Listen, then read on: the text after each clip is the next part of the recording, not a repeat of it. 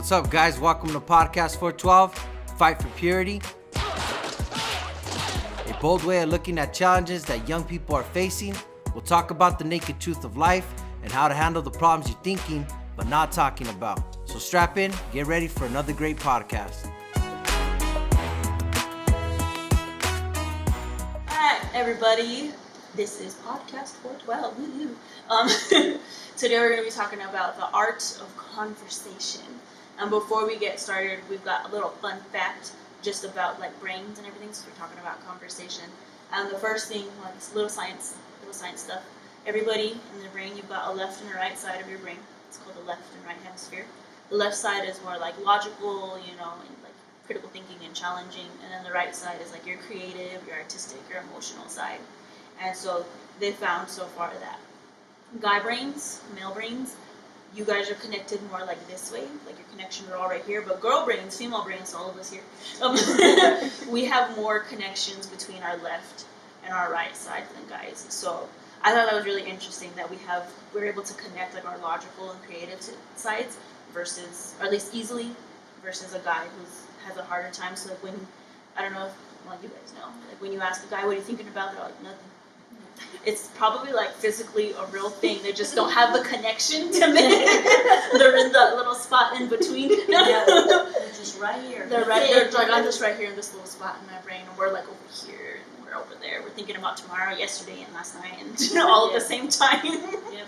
But just a little fun fact that female brains have more connections between the left and the right side. Probably why we talk more. And overthink. Exactly. But yeah, so we wanted to kind of just start. One of the things that I find interesting, and I'm sure hopefully you find interesting, is that we're the only ones, human beings are the only ones that can actually have that conversation. We're the only ones that have like opinions, ideas, and they're, what did she say earlier? Complex, complex things, Like there's morality. Yeah, morality, truth. We think about death. We think about things like that, and animals don't do that. They might, like whales, or dogs. Communicate but not have Yeah. philosophical. Yeah. Yeah, they can't philosophize on certain things, but we can do that, And I believe like it's really important, I think, as young people, that you know how to have a conversation. That might sound like basic, but and one of the things that we always, or maybe I always bring up, is social media. I go to like with my family. We brought up our family to eat around the table and to talk. We have conversations, or we sit. We just have conversations about school, about life, about just whatever, cars, dogs, whatever you want to talk about. But we always have conversations. Our kids know how to have conversations. But so many times I'll go into a restaurant and all you see is people doing this. Sending memes. Yeah. And I don't know, and the whole I've seen whole families just sit, yeah, just on their phone and they don't know how to have a conversation, and so I feel like, it's something that we should talk about, to encourage you to have a conversation. Do you know how to have a conversation? I think when I first, I think I realized that I don't think I really knew how to have conversations, because we didn't have conversations in my family. We would eat, from what I remember, we would eat and probably watch TV. So there was no discussions about anything about school, or how are you doing, or what's going on in your life. There was nothing like that. And I think, and that was just when we had TV. I didn't have a phone. I didn't have, we all watched the same thing. I guess that was probably the only positive thing, is that to be something family friendly that we were watching. But that's about it, But I feel like it's something that we can all hopefully put our 2 cents in, and just kind of, what are good things to talk about, or who is good to talk to, or what should we be talking about, So if anybody wants to jump in and talk about something, but that's what we want to talk about. Basically, it's just the art of the conversation. When is it good to talk? What should you talk about? So, I think it's important too, like at a young age. Well, from what I see now, like even at the restaurants, how you're talking about the restaurants, there was on the phone, but they even came up with those little tablets that have the games, so you could play on those too. So it's kind of like it's everywhere. Yeah, and so in some places where I've seen, I don't know if I talked about it last time or if we just were talking about it, but there's places where they teach kids how to play and how to communicate because it's not happening at home. yeah. So like people are paying to teach their kids how to communicate when it's something that's free. You can just do at home, you know. And I forgot what I was gonna say. But it's just really important, you know, Yeah. because Well, even when they play, Yeah. like they're talking. I know Yeah. when I saw my kids play, that's what they were doing. They were talking. I mean, they're making up stories. They're making Yeah. up about, using their imagination. yeah, using their magic. That's one thing that we have too. That the other like dogs and cats in that is imagination. Well, and then our feelings, emotions. Because if you think about like a lion, if it sees like a deer or whatever, like it doesn't think, oh, that deer has a family and needs to go to Like, that's like, dinner. that's dinner. That's food. You know, and we think about all those things, so it's really important. So when people are socially isolated, all those things are still in us, whether we talk or not. You Yeah. know, we all need to let stuff go. We all go through things. We all have times, you know, like where we have struggles or there's happy moments that you just want to share with people. And I think now people don't know how to communicate.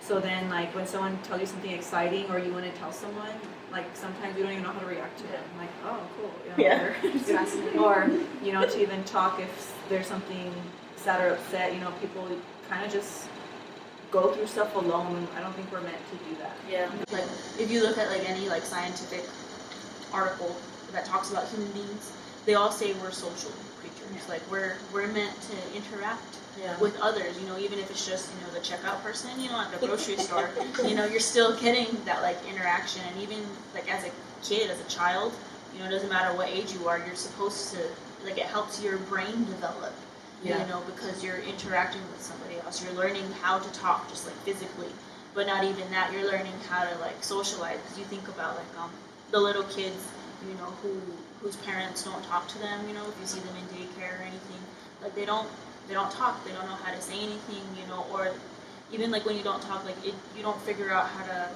like regulate your emotions. You don't know how to like control them because you were never talked to, or you were never taught like how to even just in conversation just figure out your emotions to get them out. Because we said in one of our episodes, I can't remember which one it was. So I think one of our last episodes we talked about like venting, and like there's like a proper time and place to do it, but you know that it's okay to vent because you need to. Because I think we use the example of like a shaken bottle of soda, you know, where we've got all these emotions like in our bodies, and if you just shake it up and they just keep going, and eventually it's gonna explode and it's gonna get everywhere. Yeah. You know, you can't leave it all in. You've gotta let it out somehow, some way. So I think Just like coming from like from personal experience, like because I never knew how to talk to anyone. She can attest for that. But like I never had that actual like communication. Like yeah, my mom would talk to me, but like it wasn't like a conversation type thing. Mm-hmm. If I tried to tell her something, she'd be like, oh well, I've gone worse than you. But like that's a whole other can of worms. So like not even just knowing how to like communicate in that sense, I didn't know how to communicate with others and like to let them know what was going on. So I was an emotional bottle holder, but that eventually turned into like the depression that we were talking about earlier. Yeah. Like how all of that, when you isolate yourself, it's not good. Yeah. And that's the big thing too, like with COVID, that's something that we saw, like that we really, I mean all of us, everybody that was, well, we were all in COVID. Yeah. No one was immune from that, you know, and even that just showed how people struggled with depression. A lot of people came out of that just mentally, like just unstable, because there's something about isolation, you know, just that we need to be around people, even if it's around strangers, you know. I mean, it felt good, it feels good now, like to go out, there's people, you know, you see people, you go to the store, there's people, you know, and even if they're strangers, but there's something about, you know, I mean, sadly, you know, you see a lot of that mental unstableness as well, you know, that's kind of just, you've seen it grow quite a bit, because of that, you know. But it just shows you that, you know, we needed to be, or we need to be around people. Yeah. Just like talking. physically too, Yeah. because you know how because that's when like the rise of like video chats and everything, Yeah. like virtual stuff rose up like around COVID.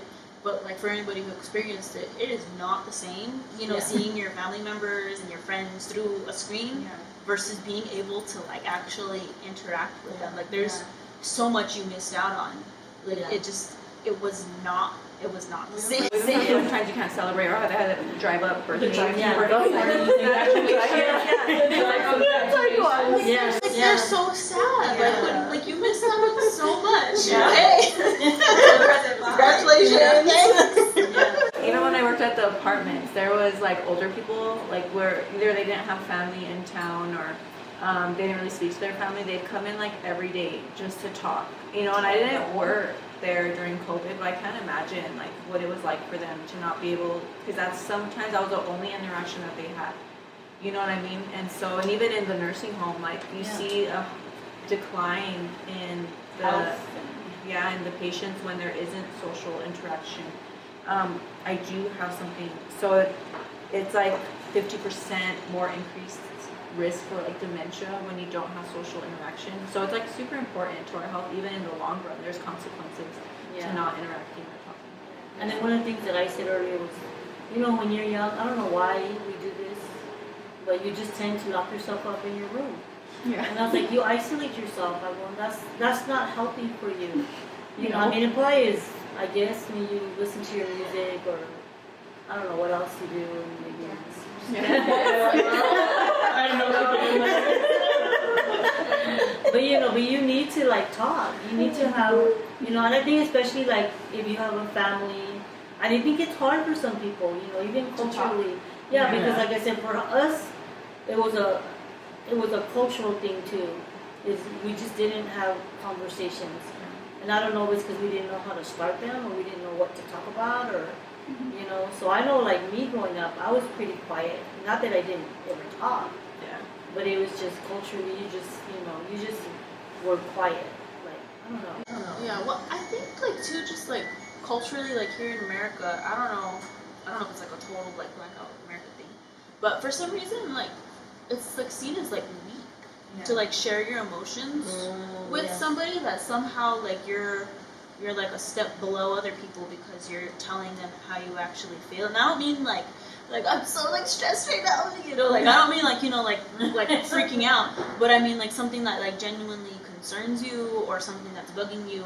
I mean like a conversation, not just like a venting, but like a conversation about your emotions, and you want to like a problem solving conversation, because I think that's kind of what's missing, like as teenagers, like we didn't know how to problem solve our own emotions. We felt it, and then we bottled up when we went in our rooms, or we went somewhere else where our family wasn't, so that we could feel those emotions, but we didn't actually like go and talk about like why we were upset or how to fix it. And then if it just kept happening, then it just kept happening, and we kept isolating ourselves. I think even in society like today, it's all about arguing about stuff.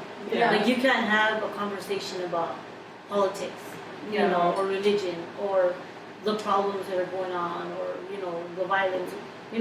It's always like, it's you don't know how to conversate.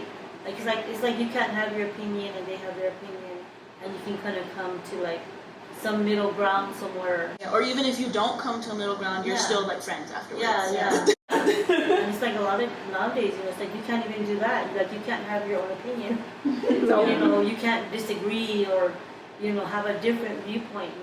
It was like they liked everything about you up until that point, and then you said one thing that you viewed or questioned, and now you're like the worst person. Yeah. Well, yeah. One of my daughters at her work, she put down what she was as far as like politically, and because she said she was such and such.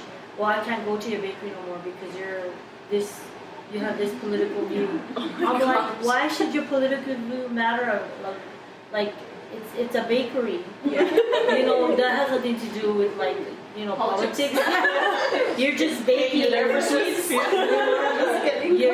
What side you're on doesn't matter. Like what you're baking. Yeah. But it's just like, it's like I said, it's that art of having a conversation. I think what it is too is like it's scary, especially now, like to talk about your emotions, because Yeah. it's like such a taboo, like touchy thing, like to talk about your emotions, like personally, and it's scary, like even just like in a personal way. Yeah. Because I remember when I first got married, and I'd have like arguments with my husband. I would want to say something, but I don't know what it was. Like I think maybe it's just me. Like I would be like I would be scared to tell him like I don't like the way when you talked to me like that. Like I did not like that either because it hurt my feelings or it got me really mad. You know, but I would be like I can't say that because I didn't want to start an argument. Or or I didn't want to cry, so I didn't want to I felt like talking about my emotions would make the problem bigger. Yeah. When that's not the truth, if you actually talked about your problem, the problem could be solved. Yeah, because then they're not mind readers. They're not mind readers. We can't tell what's upsetting you. Yes. Sometimes I don't think, well, even like with my husband, he doesn't realize, like, I didn't realize I was talking like that or that I was that loud or, like you were. When you're talking. Even just being aware of ourselves, I think sometimes when we can talk to other people, we can be more aware of ourselves. Yeah. Too. So. And I think that's where the art comes in. Yeah. It's like knowing how to say something where, just even when you're talking about something, and then knowing how to respond to what somebody else says to you, like your kids. And when to say it. Yeah. You can't slap someone with the truth when you're in the middle of an argument. You Yeah. know what I mean? If they really are being dumb, you can't be like, well, you're being dumb. Yeah. It's not gonna help. I think the biggest thing as a kid, you need to learn to have that. Well, parents, if you're listening, you need to have that connection with your kids. Yeah. The biggest thing that I liked about my parents is that there was always a point at some time in the day, whether it was at dinner or picking up from school, that we talked. And don't get me wrong, I didn't always want to talk. I was like, why are you asking the same question every day? It's the same, it was fine, it was okay. But I don't know how she did it. I think it's with food and stuff. You kind of open up When you're eating, man. and then eventually your emotions, kind of your moodiness gets out of there, or your attitude, or whatever it is.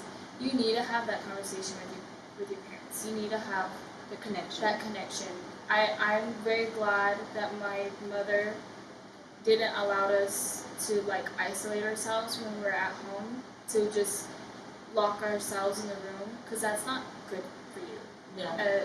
That's not good for you as a kid, because your parents should be helping your children how to navigate through those emotions and navigate how to talk to people, when to speak, when not to speak. But if you're not doing that because you're just letting them isolate themselves, they're going to learn that from somebody else. Yeah. They're going to, how we've been saying, is bottle it up and then create a mess because they don't know how. Yeah. Because you never talk to them. Yeah. You never. Yeah. And sometimes, unfortunately, you do gotta force them out of that room, and you do gotta get Throw them. open the blind. Yeah. You kind of have to force them out of that little cocoon that we try and isolate ourselves. But to me, that's what a good parent is. Yeah. Is you do what you have, what the right thing to do, and not because it's what they want to do, basically. Because the kid may want this thing, but that doesn't mean it's necessarily right for them. Yeah. So you need to force your children to And that- speak. I think that isolation can come, like I said, through social media.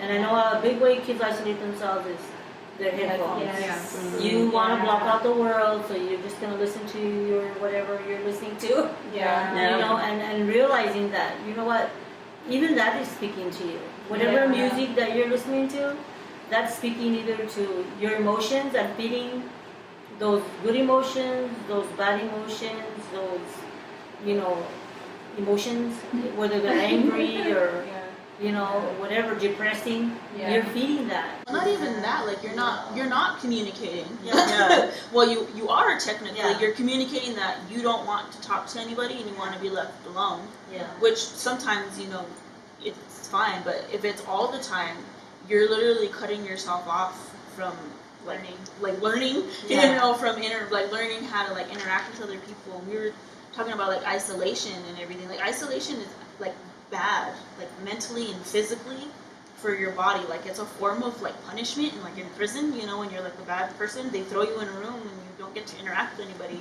And there's like studies that show you can have anxiety, you can have panic attacks, you know, you have problem thinking because your brain isn't working the same way it is as if you were interacting with other people. And like that's so like maybe part of the reason why you're feeling all these crazy emotions is because you're isolating yourself. You're not letting you're not letting anybody interact with you. You're not letting your brain figure things out because it's just you.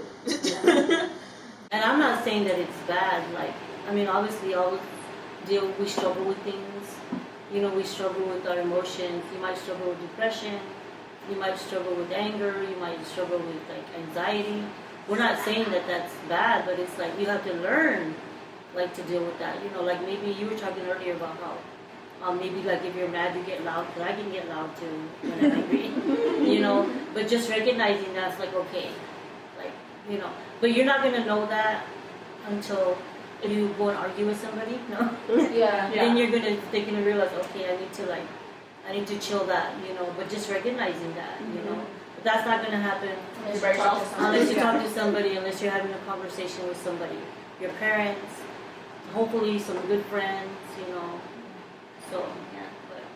But well, if I have time before we close out, I just wanted to say, even for parents, if you're watching, I've had to learn too. I respond wrong sometimes, but I always go back and apologize, and I don't think that's a sign of weakness as a parent. Yeah. So I go back and apologize to my kids. So if your kids come to you about something and you realize you responded wrong, like, it's okay to apologize, because I think that builds trust in them too. Because my kids come to me and I have responded wrong, so, you know, when they tell me something, because I'm just in the moment. But just that, like, if you do respond wrong, like, I've had to learn how to communicate because I wasn't taught how to communicate.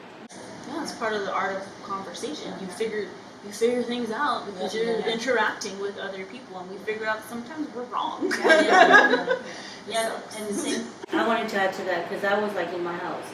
In my house, there was always yelling. Whenever you communicated, you yelled. Yeah. So you raise your voice, and you know. And so I kind of brought that along with me when I first got married and first had kids. I realized, you know, you don't have to yell to communicate. You don't have to yell to be heard. You know, but sometimes, you know, you learn that okay, the only way we get your attention is by yelling. You know, sometimes that's true with kids, you know, but not always. You know what I mean? Like, no, you can actually speak to your kids, and they can know that you're serious. You know, so I think that's important as well. It's just, you know, learning to have a certain tone. You know, You'll never learn if you don't think. Yeah, yeah. So you don't have to scream. You can have a conversation. You know, so. Same thing goes if you're like younger. You don't have to yell either. Yeah. You know, because as kids we're super emotional, always, Yeah. forever. But yeah. That's it for today. That is it. The art of conversation. I feel like we should. We're gonna do a second I part. think So yeah, we'll have to get more in depth. Yeah. So thanks for joining, and we'll see you guys next time. Bye. Bye. Thanks for listening. Join us for our next podcast. You can contact us through Instagram at podcast412 or email us at 412fight@gmail.com. See you next time.